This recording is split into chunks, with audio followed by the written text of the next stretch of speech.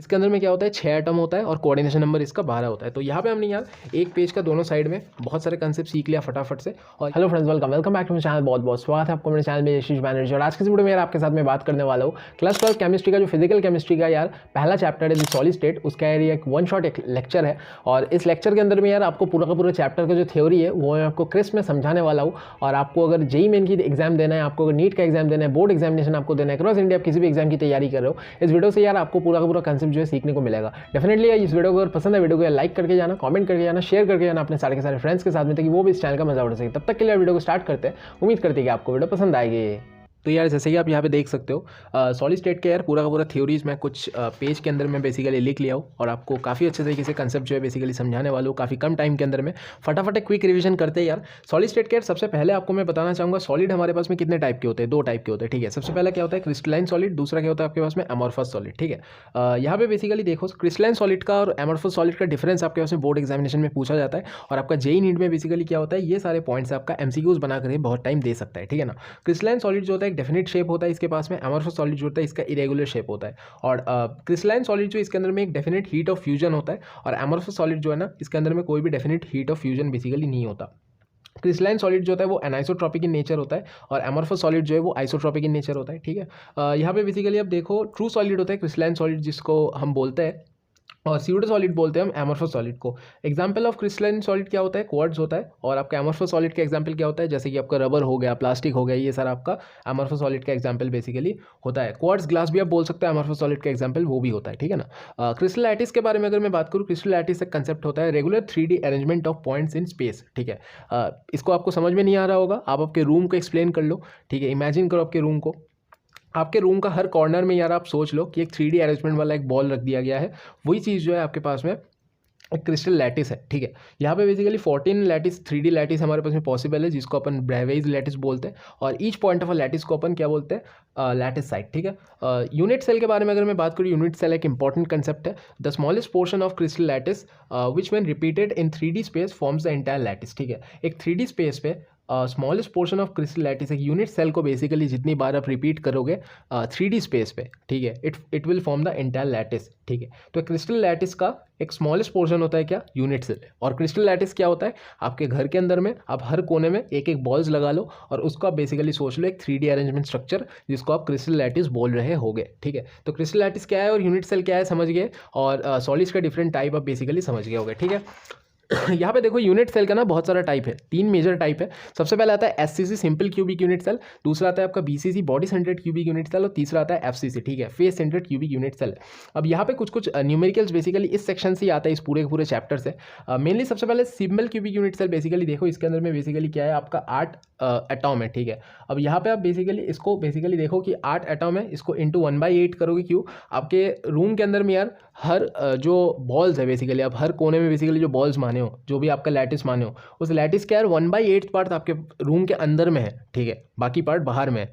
तो इस चीज़ को आप कैलकुलेट करोगे तो 1 एटम आपके पास में निकल के आएगा। तो बेसिकली आपके पास में क्या होता है कि Z होता है ना, एक आपको डेंसिटी का फॉर्मूला समझाऊंगा तो समझ में आएगा। तो जो Z होता है, Z मतलब एटॉम होता है। ठीक है, तो नंबर ऑफ एटॉम आपके उससे पूछा जा सकता है। तो सिंपल क्यूबिक यूनिट सेल के लिए 1 एटॉम होता है, बॉडी सेंटर्ड के लिए क्या होता है 2 एटॉम होता है, एफसीसी के लिए क्या होता है 4 एटॉम होता है। ये आपको याद रखना है। अगर बात करूँ पीएफ के बारे में, पैकिंग फ्रैक्शन, जिसको आप पैकिंग एफिशिएंसी भी बोलते हो, this means the volume of the atom by the total volume of the unit cell into 100। ठीक है, तो इसको आप करोगे और यहाँ पे बेसिकली एक डायग्राम बना के बेसिकली दिखाने का कोशिश किया हो।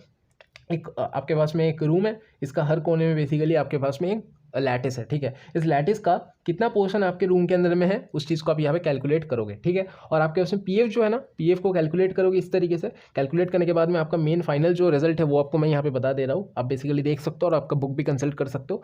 52.4% आपके पास में यहाँ पे पीएफ निकल करके आएगा। और आपका बीसीसी के केस में जो पीएफ निकल करके आए वो होगा 68%, और आपका एफसीसी के केस में बेसिकली जो है 74% पीएफ निकल करके आता है। बीसीसी के केस में और एफसीसी के केस में और तो चीज़ इंपॉर्टेंट है, जैसे कि आपका कोऑर्डिनेशन नंबर ऑफ बीसीसी 8 होता है, कोऑर्डिनेशन नंबर ऑफ एफसीसी हमारे पास में 12 होता है। ठीक है, और आपके पास में एज लेंथ जो होता है वो A = 2R होता है सिंपल क्यूबिक के केस में, बीसीसी के केस में A = 4/3√R होता है। ठीक है, 4/√3R होता है, क्या बोल रहा हूँ मैं A = 2√2R हमारे पास में एफसीसी के केस में होता है। ठीक है, अगर बात करूँ और 2 चीज़ आपके पास में होता है, क्यूबिक क्लोज पैक सीसीपी जिसको आप बोलते हो, उसके अंदर में 4 एटम होता है। ठीक है, 4 एटम के साथ में आपके पास में कोऑर्डिनेशन नंबर 12 होता है इसका। माइक थोड़ा सा हिल गया यार, HCP जो होता है ना आपके पास में हेक्सागोनल क्लोज पैक स्ट्रक्चर, इसके अंदर में क्या होता है 6 एटम होता है और कोऑर्डिनेशन नंबर इसका 12 होता है। तो यहाँ पे हमने यार एक पेज का दोनों साइड में बहुत सारे कंसेप्ट सीख लिया फटाफट से। और यहाँ पे हमारे पास में लास्ट शीट जो है इसके अंदर में कुछ कंसेप्ट वापस से आपको सिखाने वाला हूँ। एक कंसेप्ट होता है जहाँ से आपका न्यूमेरिकल आता है, जिसके अंदर में यार मॉलिक्यूलर फॉर्मूला पूछा जाता है। ठीक है, क्वेश्चन दे देगा और उसका मॉलिक्यूलर फॉर्मूला पूछेगा, तो आपको बेसिकली क्या करेगा, नंबर ऑफ CCP आपको वहाँ पे दे देगा। तो एक चीज़ याद रखना, कभी भी आपका नंबर ऑफ CCP जो है ना, number of closed cubic pack structure, ठीक है, तो इसका जो हमारे पास में नंबर है, मान लो वो n है, तो नंबर ऑफ ऑक्टाहेड्रल वॉइड्स कितना है और टेट्राहेड्रल वॉइड्स कितना है वो पूछा जाएगा। ठीक है, तो आपके पास में ये चीज़ ध्यान रखना है कि अगर नंबर ऑफ CCP जो है वो n है, तो नंबर ऑफ ऑक्टाहेड्रल वॉइड्स जो होगा वो n होगा और नंबर ऑफ टेट्राहेड्रल वॉइड्स जो होगा वो 2n हो जाएगा। ठीक है, ये चीज़ आपको याद रखना है। ठीक है इसके बाद देखो, इसके बाद यार जो आपका डेंसिटी है, डेंसिटी का फॉर्मूला आपको मैं बताना चाहूँगा, रो इज इक्वल्स टू ZM/NA³। वहाँ पे क्या होता है, इसके अंदर से न्यूमेरिकल आता है इस चैप्टर से। और ZM/NA³ के अंदर में Z जो होता है एटम होता है, नंबर ऑफ एटम आपको मैंने पहले बता दिया है, M होता है आपका मोलर मास, ठीक है, और N होता है एवोगैड्रो नंबर 6.022 × 10⁻23 और आपका A होता है एज लेंथ। ठीक है, तो इस फॉर्मूला को यूज़ करके न्यूमेरिकल डेफिनेटली प्रैक्टिस कर लो। न्यूमेरिकल आपका बोर्ड एग्जामिनेशन में और आपका JEE नीट किसी भी एग्जामिनेशन में आ ही सकता है। ठीक है यहाँ पे बात करना चाहूँगा कुछ डिफेक्ट्स के बारे में, जैसे कि आपका स्कॉटकी डिफेक्ट हो गया, फ्रेंकल डिफेक्ट हो गया। स्कॉटकी एंड फ्रेंकल के अंदर में सबसे इंपॉर्टेंट चीज़ जो है, स्कॉटकी एंड फ्रेंकल दोनों का एग्जाम्पल जो होता है ना वो AGBR होता है। ये चीज़ क्वेश्चन बहुत बार आता है नीट JEE में, हर साल मतलब हर रिपीटेड ईयर में हमारे पास में क्वेश्चन जो है घूम फिर के आता है इस चीज़ से। ठीक है, मैं बताना चाहूँगा स्कॉटकी डिफेक्ट जो होता है ना, the defect that arises in an ionic crystal, एक आयनिक क्रिस्टल के अंदर में जो डिफेक्ट अराइज करता है due to the missing of equal number of cation and anion from the crystal. तो कोई भी क्रिस्टल मान लो आप, उस आयनिक क्रिस्टल के अंदर में एक डिफेक्ट अराइज किया है जिसके अंदर में क्या है, equal number of cations and anions दोनों ही मिसिंग है, उसको अपन क्या बोलेंगे, स्कॉटकी डिफेक्ट। और इसके अंदर में क्या होता है, डेंसिटी जो है स्कॉटकी डिफेक्ट में कम हो जाता है। और AGBR NaCl ये सारा एग्जाम्पल होता है। AGBR डेफिनेटली याद रखना, क्योंकि फ्रेंकल और स्कॉटकी दोनों में AGBR एग्जाम्पल होता है। अब फ्रेंकल डिफेक्ट क्या होता है, वहीं पे the defect that arises in ionic crystal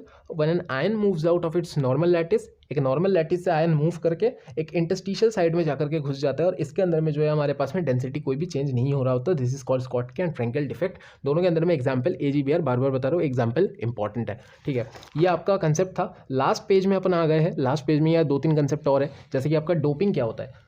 to improve conductivity we should add an appropriate amount of suitable impurity. तो जो स्वीटेबल इम्प्यूरिटी अपन ऐड करते हैं, इस प्रोसेस को अपन बोलते हैं डोपिंग। ठीक है, अब सेमीकंडक्टर आपके उसमें 2 तरीके का होता है, एक होता है आपका N टाइप, एक होता है P टाइप। सेमीकंडक्टर के अंदर में डोपिंग का बहुत ज़्यादा यूज़ होता है, आपको मैं बता रहा हूँ किस तरीके से। जैसे कि आपका N टाइप सेमीकंडक्टर होता है, ये क्या होता है, it is an extrinsic semiconductor. ये क्या होता है, एक्सट्रिंसिक सेमीकंडक्टर होता है, दैट इज ऑब्टेन्ड।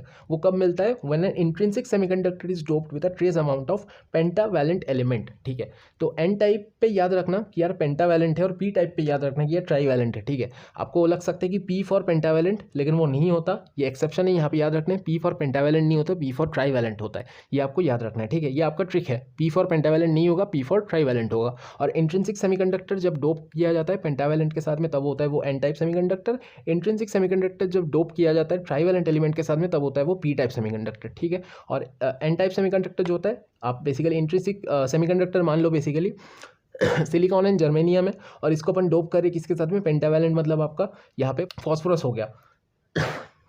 बाकी आप मान लो कि यहाँ पे आपके पास सिलिकॉन जर्मेनियम है और यहाँ पे बोरान एल्यूमिनियम के साथ में ट्राईवैलेंट एलिमेंट में ड्रॉप कर रहे हैं और आपका P टाइप सेमीकंडक्टर बन रहा है। लास्ट का 2 टॉपिक है यार, फेरोमैग्नेटिक सब्सटेंस क्या होता है, फेरोमैग्नेटिक सब्सटेंस क्या होता है, इससे भी क्वेश्चन बेसिकली आता है, JEE नीट में भी आता है और आपका बोर्ड एग्जामिनेशन में भी आता है। तो फेरोमैग्नेटिक सब्सटेंस क्या होता है, substance which are strongly attracted to magnetic field and can exist in permanently magnetic state. ठीक है, तो जो सब्सटेंस हमारे पास में स्ट्रांगली अट्रैक्टेड होता है तो मैग्नेटिक फील्ड की तरफ स्ट्रांगली अट्रैक्टेड होता है, and it can exist in a permanent magnetic state. जब वो मैग्नेटिक फील्ड एब्सेंस हो जाए, उसके एब्सेंस में ही बेसिकली जो है परमानेंट मैग्नेटिक स्टेट में रह सकता है, and it is strongly attracted to magnetic field. इसको अपन क्या बोलते हैं, फेरोमैग्नेटिक सब्सटेंस, FeNi एग्जाम्पल है। और आपको फेरोमैग्नेटिक सब्सटेंस क्या होता है, substance which has zero resultant magnetic moment in spite of presence of the unpaired electrons. और Cr2O3 MnO आपके पास में एग्जाम्पल है। तो ये यार फटाफट से क्विक रिविजन आपको मैंने करवा दिया और 10 मिनट के अंदर में पूरा का पूरा चैप्टर जो है आपका सॉल्व हो गया। और सॉलिड स्टेट चैप्टर से जो भी सारा इंपॉर्टेंट थ्योरीज है आपको मैंने आई होप इस